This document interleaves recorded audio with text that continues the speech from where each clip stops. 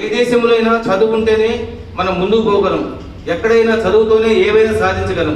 ఆ విధంగా వారు కృషి చేసి మన యొక్క ఈ సమాజాన్ని ఒక స్థితికి తెచ్చిపెట్టడం జరిగింది.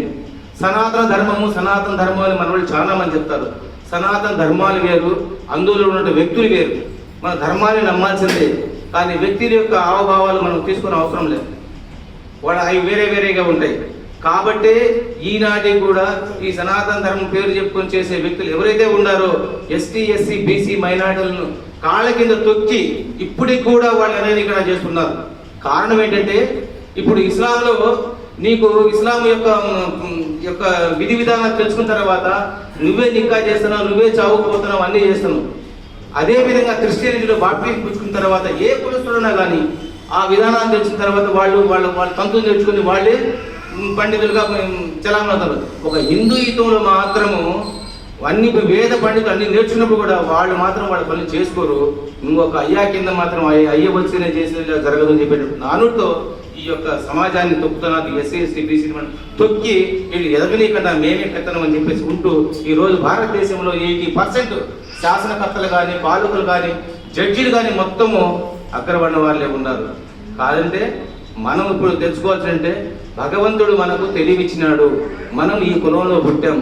ఈ కులంలో మనం మంచిగా చదివి, మన తండ్రులు పూజ చేసుకున్నారో నాలు చేసుకున్నారో మనం చదివించిన తర్వాత మనం చదువుకున్నాం.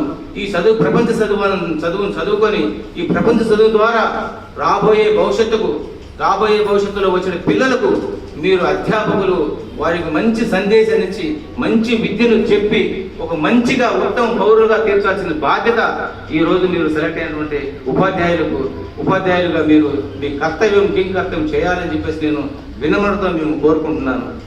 ఎందుకంటే మనము ఎప్పుడైతే డాక్టర్ బిఆర్ అంబేద్కర్ ఏం చెప్పాడు, మీకు రెండు కత్తులు మీకు ఇచ్చాను, ఒకటి చదువు ఇచ్చాను, ఒకటి రిజర్వేషన్ ఇచ్చాను. ఈరోజు మహిళ గర్భవతి అయితే 6 నెలల సెలవు, 3 నెలల సెలవు చంద్రబాబు నాయుడు ఇచ్చాడా, మోడీ ఇచ్చాడా, ఎవడిచ్చాడు? రాజ్యాంగ నిర్మాత కర్త డాక్టర్ బిఆర్ అంబేద్కర్ ప్రసూతి సెలవులను ప్రకటించారు. వారిని ముఖ్యంగా స్ఫూర్తి తీసుకోవాలా. అదేవిధంగా అణగారిన వర్గాల్లో ముందుకు పోవాలని చెప్పేసి డాక్టర్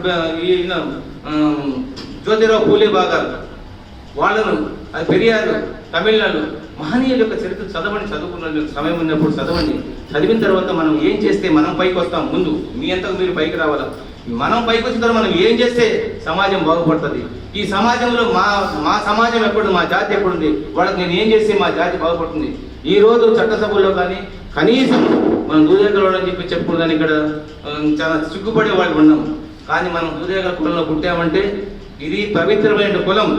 ఈ దూదేగల కులం మహమ్మద్ ప్రవక్త సల్లల్లాహు అలైహి వసల్లం గారు మక్కాలో పుట్టినప్పుడు ఆయన ప్రవక్త పదవి ఎప్పుడైతే వచ్చిందో ఆ ప్రవక్త పదవి వచ్చిందో అందరూ ఆ విందుకు ఆహ్వానిస్తే దూది ఏకి వృత్తి పనిచేసిన అన్సార్ రజీయల్లాహు తాలా ఒకరు ఉన్నారు.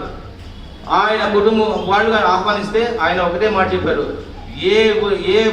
ఏ వ్యక్తి యొక్క ఇంటి ముందు నా వంటి ఆగుతుందో ఆ ఇంట్లో విందు ఆరగిస్తానని చెప్పేసి ఆ విందు ఆరగించిన మా అన్సార్ రజా ఇంట్లో ముందర ఒంటి ఆగింది.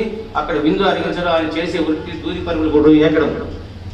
ఈ మక్కాలో కూడా ఈ నూరు మాఫీ ఒక వీధే ఉంది. నేను స్వయంగా చూశాను. నేను 4 రోజులు మక్కా పోయించాను. ఇది దూది ఈ కులం అనేది చాలా ఉన్నతమైన కులము. ఈరోజు ప్రతి మనిషి తన యొక్క శరీరాన్ని అలంకరించుకొని తన యొక్క అందసందాలను ప్రదర్శించుకొని మంచి వస్త్రాలు వేసుకుంటా అంటే ఈ దూది కులం నుంచి ఏకుల ద్వారా దారం చేసి మంచి వస్త్రాలు చేసేవాళ్ళు కూడా మన వాళ్ళే. ఈ ప్రపంచానికి మనం తీసుకోవాల్సిన అవసరం లేదు అని చెప్పేసి కూడా ఈ సందర్భంగా తెలియజేసుకుంటున్నాను. కాబట్టి మీరు మంచి చదువుకున్నారు, మంచి వృత్తిలోకి వస్తున్నారు. ఇది ఒక గౌరవప్రదమైనటువంటి వృత్తి. టీచర్ వృత్తి అంటే ఒక చెడ్డవాణి కానీ మంచివాణి కానీ మంచి సందేశం ఇచ్చేవాళ్ళు మీరు మంచిగా ఇంకా ఉన్నత చదువు చదివి ఈ యొక్క విద్యార్థులకు మంచి నీతిని బోధించి మంచి కాబోయే పౌరులుగా తీర్చిదాల్సిన బాధ్యత చేస్తూ మీరు కూడా మంచిగా ఇంకా ఉన్నత వాటికి ఎదగాలని చెప్పేసి మీకు కోరుకుంటూ ఈ ఒక చిన్న ఉదాహరణ ఈరోజు